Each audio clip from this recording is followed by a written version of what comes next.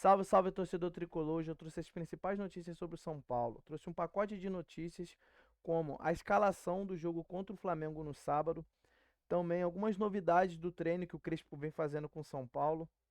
Antes de assistir o vídeo, eu peço que se inscreva no canal e também deixe o seu like. Vamos lá para o vídeo. Agora a repórter Marina Buffon chega para a nossa conversa com novidades do São Paulo. Boa noite, Má. Conta pra gente as notícias mais quentes do tricolor.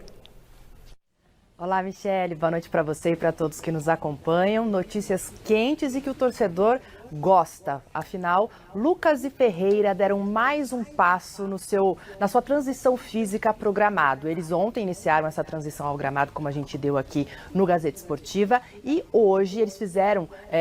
o treino foi dividido em duas partes, de manhã e à tarde. No treino da manhã, o Lucas e o Ferreira, nessa transição no gramado, participaram de uma atividade com os jogadores de Cotia, do Sub-20, atividades mais de impacto mesmo, que mostra que eles estão cada vez mais perto de retornar e estar à disposição aí do técnico Hernan Crespo. Lembrando que o Lucas se recupera de dores no joelho, daquele estiramento da cápsula do joelho, posterior do joelho, e o Ferreirinha aí com um problema na fáscia plantar do pé esquerdo. Tá certo, gente? Até dia 12 de julho, no jogo contra o Flamengo no Maracanã, quem sabe esses jogadores, além de Marcos Antônio e também do Oscar, possam estar aí à disposição do técnico Hernan Crespo.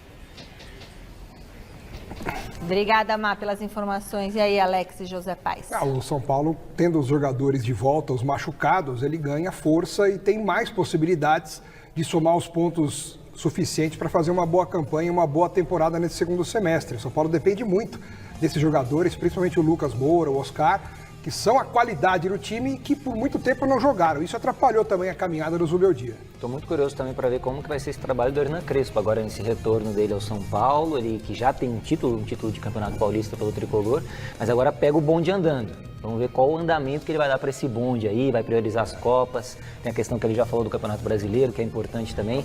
Vamos ver como é que o São Paulo sai aí na mão do Crespo, tô curioso. Vamos pro Tricolor? Tricolor aí, ó, com um novo comando, o Crespo já chegou, já tá trabalhando e já tá começando a dar uma cara para esse time do São Paulo, hein? Já Sim. Pensando nos próximos compromissos, dia 12 por ali, tem 12, 13 ali nesse fim de semana, 12. Não, é dia 12 mesmo. 12, 4h30 da tarde no Maracanã. O pessoal dá a informação completa, que é isso? É o repórter de campo.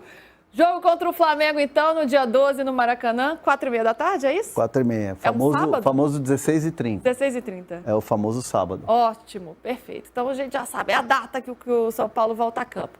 E claro, tá chegando aí, né? Hoje já é o quê? Dia 3, então faltam menos de 10 dias para a partida. Ele precisa montar a sua equipe. Um esquema com 3 zagueiros é o que vem se desenhando. Ele fez um assim, não, eu achei que eu tava assim... Não, é esquema com 3 zagueiros. Eu achei que eu estava aqui lacrando na escalação. Tá lacrando sim. 3 zagueiros e a gente já começa a conhecer esse meio de campo também. Ele tá montando de trás para frente, é isso? Tá montando de trás para frente e assim, o que me disseram é que assim, não é um time que ele montou e que já tá treinando aquele time e tal. Essa imagem que a gente viu é uma imagem muito positiva para o São Paulo, que é Ferreirinha e Lucas no campo e cada vez mais já prontos ou quase prontos para voltar e serem liberados para estarem treinando já com bola, com o grupo. Eles estão só fazendo a parte da transição no campo, né? Mas a ideia é 3 zagueiros com Cédric e Enzo Dias.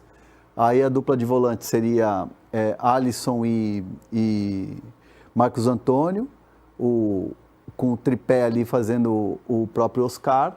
E aí você tem o Lucas, aí você tem o Ferreirinha, jogadores que podem te dar uma velocidade pelos lados do campo, com o André Silva lá na frente. Estou falando de quando todo mundo estiver pronto, né? Então é um time que vai tendo uma cara, é um time que vai ganhando o esboço, é um time que vai ganhando aquela coisa de um modelo de trabalho do treinador. E o São Paulo está apostando muito em treinos em 2 períodos. Então, mais de uma vez nessa semana, o Crespo solicitou treinos em 2 períodos. De manhã, aí faz um período de descanso à tarde e volta a treinar, ali por volta de 3h30, né? Então, assim, para você planejar a parte tática, não são treinos exaustivos, Aquela coisa que o cara sai e quer ir direto para a banheira de gelo ou para o botinha para recuperar recovery.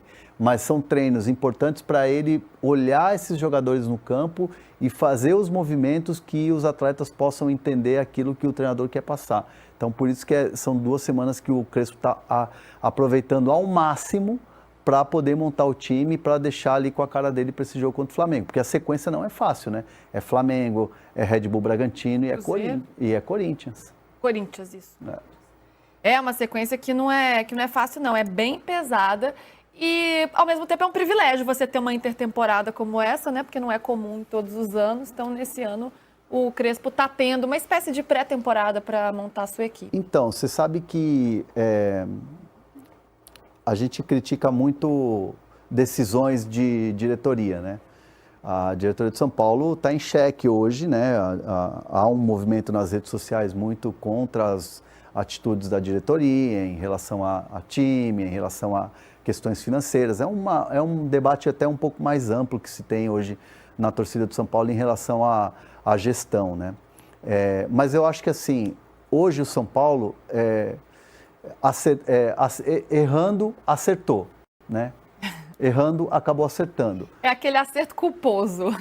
Sem querer. Porque assim, quando teve o Rogério, e aí acabou o Campeonato Paulista, e foi eliminado pelo Água Santa nos pênaltis, decidiu a manutenção do Rogério. E aí depois você teve toda a intertemporada do período que ficou parado do Paulista até o começo do Brasileiro, e aí quando retomou o Brasileiro, começou a ir mal no Brasileiro, e aí demitiu ele num jogo da Sul-Americana, né? Não dava mais e tal, aquela coisa toda. Com o Carpini foi a mesma coisa. O São Paulo é eliminado de maneira precoce no Morumbis, pelo Novo Horizontino, vai para a intertemporada com o Carpini, chega nos primeiros jogos contra times importantes e tal, perde em casa, aquela coisa toda, demite o Carpini. Nessa vez estava se desenhando a mesma coisa com o Zubeldia. O São Paulo vai muito mal no Campeonato Brasileiro, aquela coisa de olhar muito mais para a zona do rebaixamento do que propriamente para a parte de cima da tabela. Ponto parênteses aqui, é importante dizer que o time estava bem nas Copas, mas era um bem não atuando de maneira espetacular que deixasse o torcedor satisfeito, mas tomou-se uma decisão ali, muito que partiu do treinador de sair, e o São Paulo aceitou, já que no primeiro momento o São Paulo não tinha aceitado a demissão dele no jogo contra o Vasco. O São Paulo aceitou, agiu rápido, trouxe um nome que agrada muito a torcida, que queria muito e que está trabalhando com sangue no olho e que pode dar certo. Então, assim, eu vejo que a direção do São Paulo acertou errando. E acho que diferente dos outros episódios, Carpini e Rogério, quando a gente acabou vendo um São Paulo perdendo o ano, eu acho que dessa vez pode ser diferente. E para a gente arrematar o assunto São Paulo, acho que é importante a gente atualizar a situação dos lesionados que estão voltando. Você já falava do Oscar, que estava assim, né? Não, o Oscar já está zerado e o Marcos Antônio titulares. São 2 jogadores titulares. Pode cravar aí, ó. Escalação do São Paulo contra o Flamengo vai ter Marcos Antônio e Oscar. Pode cravar. Gostei, hein? Chama na lente da verdade aqui mais uma vez. Para André Hernan. 3 zagueiros, Alisson e Marcos Antônio, dupla de volante, e o Oscar vai ser titular, porque esses caras estão voando. É isso, hein? Informação chega aqui, não é nem de véspera não, gente, é 10 dias antes do jogo, o homem já tá cravando a escalação. Que é isso, André? Que fase! Como diria Craque Neto, que fase, hein? Diga-se de passagem. Hernan, pensando na volta desses jogadores, Oscar e titular, estamos colocando desta maneira. Como está o Lucas e também quem está ganhando espaço, né? O Wendel, a gente já falou sobre isso ontem, mas o Wendel ganhando espaço em relação ao Enzo Dias. Teve até uma pergunta aqui no chat, cadê o Igão da base? Por onde ele anda? Como é zagueiro, né? É um jogador ainda jovem, né? Jogador que pode ser utilizado. O São Paulo vai ao mercado, né? E o Crespo quer um zagueiro. E aí o São Paulo vai olhar o mercado dos zagueiros. Eu acho também que poderia dar uma oportunidade para o Igão. Mas aí você pega um jogo, por exemplo, de Libertadores. Aí você está com seus 3 zagueiros. Aí o Alan Franco toma um cartão, é suspenso. Aí você tem o Arboleda que machuca. Aí você tem uma possibilidade de colocar um garoto. assim, e não é por ser garoto, né? Porque você tem zagueiros que desempenham muito jovens. Basta ver o Vitor Reis, que foi comprado pelo City por 35 milhões de euros. O que eu estou falando é vivência no time principal. O Igão ainda está partindo para essa transição, ainda está experimentando o que é o treinar no profissional, aí ajuda o sub-20, aquela coisa toda. É um moleque muito promissor. Para mim, assim, o Igão tem tudo para dar certo, como deu certo, por exemplo, o Beraldo. Mas acho que nesse momento você pegar e falar, o Igão é a solução, né, sem a rima, pá, bota lá. Não é assim que pensa a comissão técnica. Então, como você tinha o Tressoldi, que era um jogador experiente, um jogador já com vivência de Europa, a ideia do Crespo é ir atrás no mercado. Você tem ali alguns jogadores que inclusive foram sugeridos pela comissão técnica, não só para o meio campo, mas também para o ataque. Então são 3 posições ali que o São Paulo vai correr. E repito, aqui a gente tem que ter muita responsabilidade para não criar expectativa no torcedor, achar que os caras vão contratar jogadores ali nível para disputar a final de Libertadores. Não é. O São Paulo vai buscar dentro da possibilidade financeira jogadores assim num exemplo de contratação do Dineno. Tipo assim, tá livre ali, tá fim de contrato, pode vir de graça, empréstimo com opção de compra e se bobear para jogar a dívida lá na frente.